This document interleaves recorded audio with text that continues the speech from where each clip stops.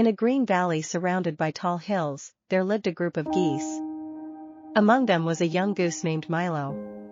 Unlike the others, who were always active, Milo had a strange habit: he loved to sit. Milo would sit by the pond, watching the clouds and dreaming of faraway places. At first, it seemed harmless, but soon the other geese began to notice something odd about him. While the other geese grew stronger and flew higher, Milo started waddling slower, and his wings felt heavier.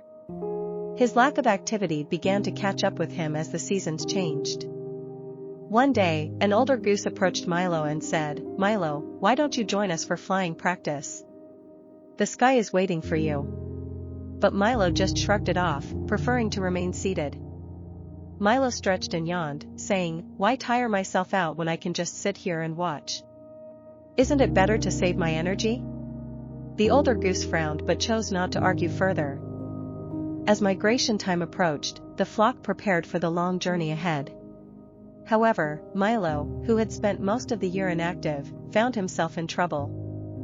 When the geese took to the sky, Milo struggled to get airborne. His wings, once strong and capable, were now weak and heavy. He managed only a few flaps before falling back to the ground. Desperately, he called out to his friends, "I'll catch up," even though deep down, he didn't believe it. As the flock disappeared into the distance, Milo realized he had lost both his strength and the ability to fly. As the days grew colder, loneliness set in for Milo. He longed to soar in the sky and bask in the warmth of the sun, but his body could no longer support those dreams. One day, a squirrel, jumping between trees, paused to ask Milo, "What's wrong, Goose?" With a heavy heart, Milo confessed, "I can't fly anymore."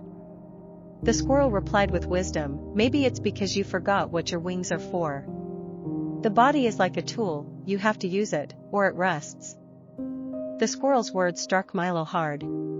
It was a wake-up call he desperately needed. Right then, he made a promise to himself: it was time to change.